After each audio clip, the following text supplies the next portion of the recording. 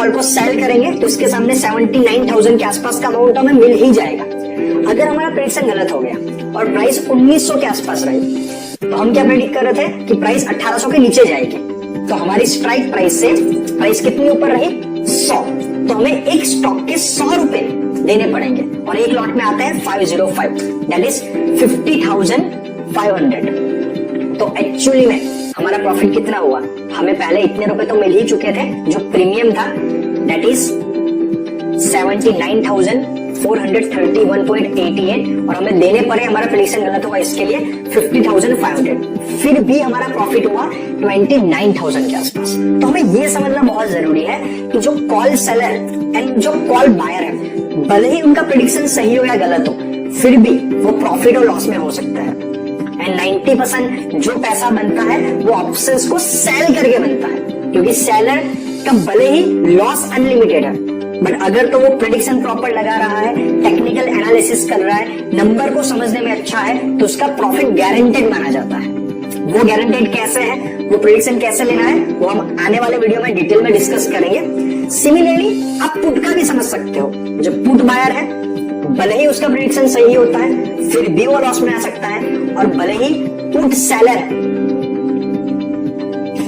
Similarly आप put में भी समझ सकते हो, जो पुट बायर है भले ही उसका प्रेडिक्शन सही हो फिर भी वो लॉस में हो सकता है, और जो पुट सेलर है भले ही उसका प्रेडिक्शन गलत हो फिर भी प्रॉफिट में हो सकता है। लेकिन यहाँ पे समझने की बात क्या है, ऑप्शंस के अंदर आपको डील तभी करना है कि जब आप डिलीवरी, इंट्राडे एंड फ्यूचर में काफी अच्छे बन जाते हो। आप एटलीस्ट 5-6 महीने और सेफ साइड के लिए अगर 1 साल स्टॉक मार्केट ट्रेडिंग में बिता चुके हो, क्योंकि जो सेलर है उसमें पैसा बनने के चांस काफी अच्छे होते हैं, बट लॉस के चांस भी अनलिमिटेड है।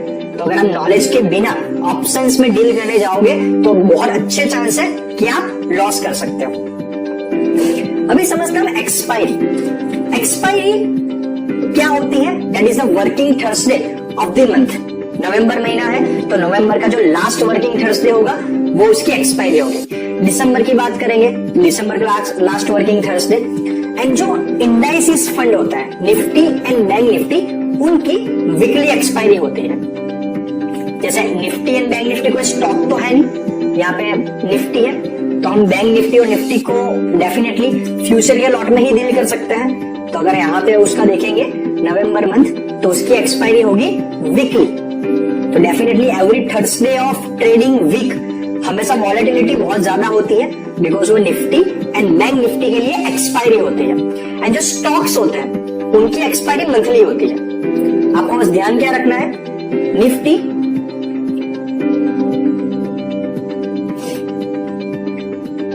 ध्यान क्या रखना है, निफ्टी एंड बैंक निफ्टी की एक्सपायरी वीकली होती है। एवरी वीक का Thursday that is weekly expiry for Nifty and bank Nifty for the options. उसकी फ्यूचर की एक्सपायरी तो मंथली ही होती है, ऑप्शंस की एक्सपायरी वीकली होती है in the case of Nifty and bank Nifty. And बाकी स्टॉक्स के ऑप्शन की एक्सपायरी मंथली होती है, जिस तरीके से फ्यूचर की होती है वैसे ही। सेटलमेंट होता है कैश सेटलमेंट, जैसा हम डिस्कस कर चुके हैं। जो डिफरेंस का अमाउंट होगा वो हमें मिलेगा या तो हमारे अकाउंट से कट हो जाएगा। तो आज के वीडियो के अंदर हमने सीखा options are used for trading and hedging tool, and option sellers 90% times पैसा बनाते हैं, लेकिन उसके लिए आपको बहुत ज्यादा नॉलेज रिक्वायर्ड है। तो कैसे हम ऑप्शन को सेल करके काफी अच्छा अर्निंग कर सकते हैं, उसकी स्ट्रेटेजी हम डिस्कस करेंगे नेक्स्ट वीडियो में। तो आज के वीडियो में इतना ही, मिलते हैं नेक्स्ट वीडियो में। Thank you very much.